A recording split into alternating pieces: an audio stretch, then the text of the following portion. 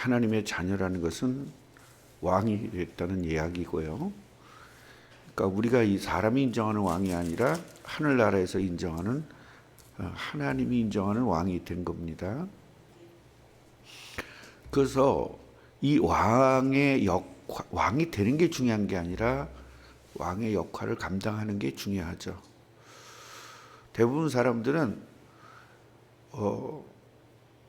학교에 입학한 것을 중요하게 여깁니다.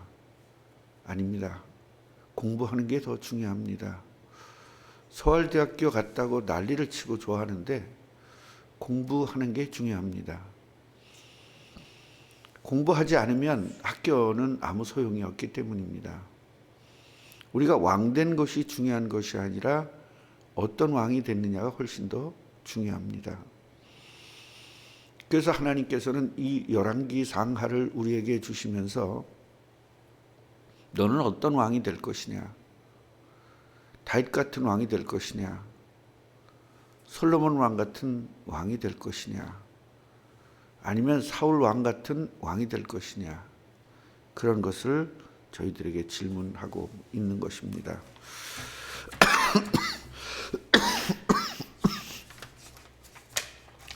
오늘 우리들이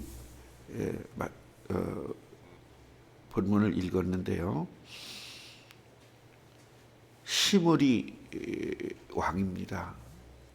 이 시므리를 왕으로 볼 것이냐 아니냐 이런 의견들도 많은데 왕은 왕이죠. 며칠 동안? 7일 동안 왕입니다. 그래서 성경을 보실 땐 정확하게 보셔야 돼요. 그냥 읽어서는 아무 소용이 없습니다. 이걸 읽어야 돼요. 알아야 돼요. 말씀을 읽으면서. 그래서 이 시므리 왕은요, 어디에 쓰임 받는 거냐면 하나님의 말씀이 성취되는 데 쓰임 받은 겁니다. 결국 바하사 왕조를 완전히 멸망시키는데 그 가족들이나 친척들을 완전히 다 죽이는데 쓰임 받은 거예요. 그러니까 좋은 데 쓰임 받은 거예요? 나쁜 데 쓰임 받는 거예요? 그러니까 우리도 왕이지만 마귀에게 쓰임 받을 때도 있고 하나님에게 쓰임 받는 왕이 될 수도 있다는 이야기예요.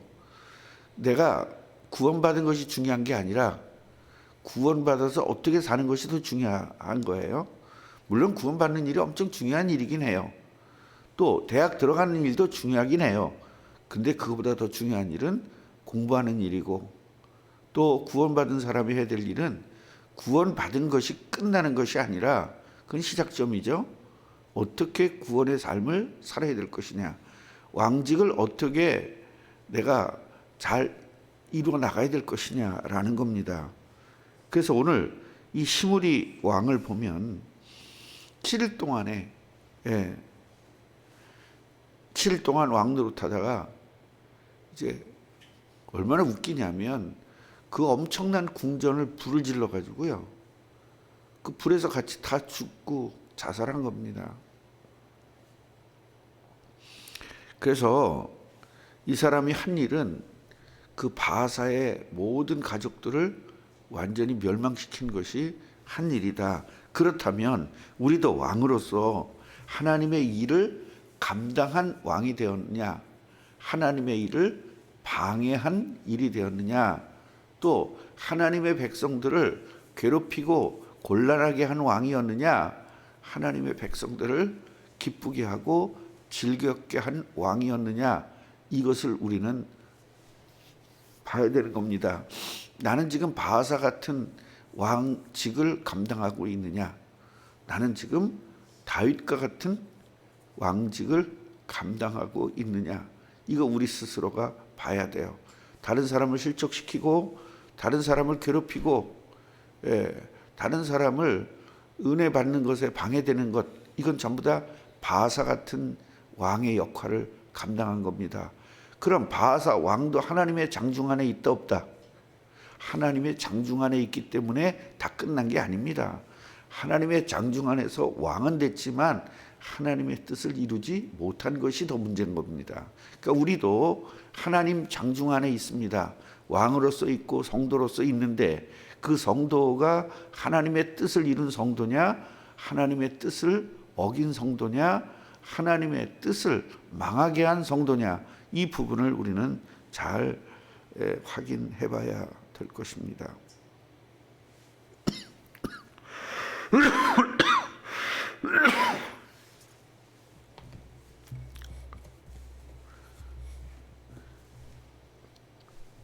이 오므리 왕이 세워질 때요, 백성이 둘로 남겼어요. 한 절반은 디브리를 따른 사람들이 있고 하나는 이제 오므리를 따른 사람들이 있습니다. 결국 이렇게 반으로 백성이 나눴다는 것은 뭐에 문제가 있냐면 정통성의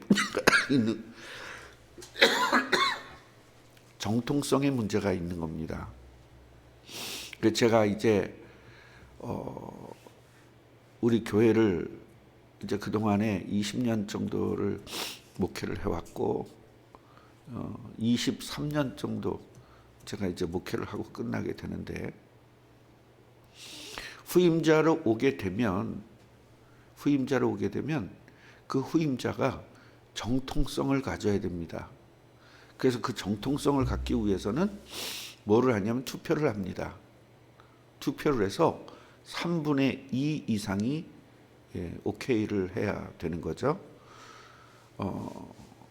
그렇기 때문에 그 투표가 제대로 되지 않으면 정통성이 없어요. 제가 자란 교회가 큰 교회라고 그랬잖아요. 큰 교회인데 목사님이 오실 때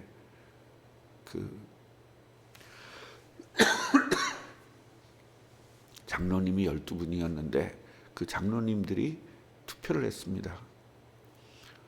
투표를 했는데 과반수 이상이 안 넘은 거예요. 그래서 4.4.5입으로 해서 목사님을 모셨습니다. 그러니까 뭐가 되는 거죠? 정통성이 없는 거죠. 정통성이 없다 보니까 이 목사님은 굉장히 많은 정상적인 목회를 하지 못하고 비정상적인 목회를 계속 해왔습니다. 예를 들면 성도들을 하나님 앞으로 올바로 인도하는 역할을 해야 되는데 성도들을 유혹하는 정책을 계속 핀 거예요. 성도들한테 인정받고 성도들이 좋아하게 하는 그러한 목회를 한 거예요. 그건 목회가 아니죠. 하나님 나라의 목회가 아니죠. 자기 목회죠. 결국 그 사람은 실패한 인생입니다. 결국 나중에 그만둘 때 교회를 좀 쪼개는 이런 일들도 있었습니다. 정통성은 굉장히 중요한 겁니다. 우리들도 교회에서 권사가 됐다, 집사가 됐다, 장로가 됐다, 정통성 굉장히 중요하거든요. 이 사람이 몇 퍼센트의 지지를 받고 권사가 되었느냐, 몇 퍼센트 지지를 받고 집사가 되었느냐. 물론 서리 집사는 담임 목사님이 당회를 거쳐서 임명하는 거예요. 그러나 안수 집사는 정통성을 가져야 됩니다. 투표해서 허락을 받아야 되는 겁니다. 그래서 정통성이 없이 왕이 되면 결국은 무너지게 될 수밖에 없습니다.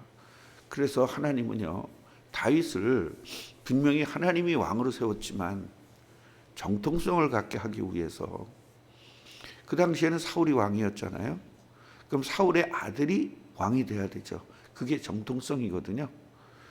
그러면 그 정통성이 없는 거예요, 다윗은. 그러니까 하나님은요, 굉장히 오랫동안 정통성을 갖게 하기 위해서 다윗을 계속 훈련시켰다는 겁니다. 그래서 골리앗을 이기게 하기도 하고요. 그 많은 일들을 하면서 결국은 백성들에게 정통성을 인정받을 수 있도록 하나님이 만들었어요. 우리 미신적 신앙은 뭐냐면 하나님이 안수했으니까 바로 왕 된다. 그게 미신적인 생각입니다. 결국 하나님은 다윗에게 정통성을 부여해 주기 위해서 굉장히 여러 가지 일들을 진행하게 했고요. 그 사울에게 어마어마한 고통을 당하면서도 하나님께서 지켜주셨다라는 하나님의 쓰임받고 하나님이 안수했고 하나님이 기름 부었고 하나님이 이 사람을 택한 사람이라는 하나님의 정통성, 하나님 의지의 정통성을 사람들에게, 국민들에게 보여주기 위해서 그 많은 고통을 당했다는 사실입니다. 그래서 우리는 정통성에 대해서 굉장히 중요해요. 내가 목사가 됐고 내가 장로가 됐고 우리는 사람들의 정통성도 중요합니다. 그래서 투표하는 겁니다. 더 중요한 것은 먼저는 하나님의 정통성이에요. 하나님이 불렀느냐 안 불렀느냐, 그게 소명자거든요. 내가 구원 받았느냐 안 받았느냐, 이것이 하늘나라의 정통성이고요. 그 하늘나라의 정통성이 된 사람이 투표해서 뽑혀서 사람들에게 정통성을 갖게 하는 겁니다. 그런데 교회들이요, 이분은 권사감이다, 이분은 장로감이다, 성도들이 인정하는 상태에서 투표를 해야 정통성을 갖는데, 목사한테 잘한다고, 목사한테 너무 잘하니까 목사가 이 사람을 장로 만들려고 했으면 성도들에게는 정통성이 없어지는 거죠. 그렇기 때문에 교회가 처음에 개척될 때는 일을 하기 위해서 약간 함량이 모자라거나 약간 안수 집사에서 모자라고 장로에서 모자라고 또 집사에서 모자라도 일을 하기 위해서, 시스템을 만들기 위해서 처음에는 개척하고는 세울 수 있어요. 그러나 교회가 안정이 되고 교회가 몇십 년이 벌써 지나가면 그때는 하나님의 정통성이 있어야 되고 또 사람들에게 정통성을 부여받아야 되기 때문에 그때는 굉장히 정확하고, 이분은 누가 봐도 권사감이다, 이분은 누가 봐도 장로감이다, 이분은 누가 봐도 안수집사감이다, 이렇게 정통성을 인정받을 때 그 사람을 세울 수 있는 것입니다. 우리 꿈나무 교회는 개척하고 얼마 안 돼서 세웠기 때문에 좀 모자라거나 좀 믿음이 좀 안 되거나 그런 분들도 교회 일을 하기 위해서 세웠습니다. 제가 처음에 세울 때도 그런 말씀을 드렸고요.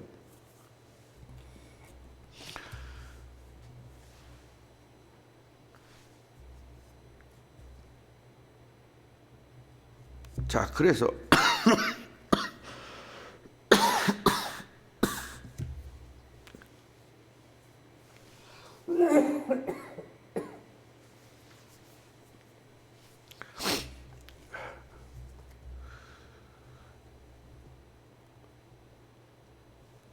우리들이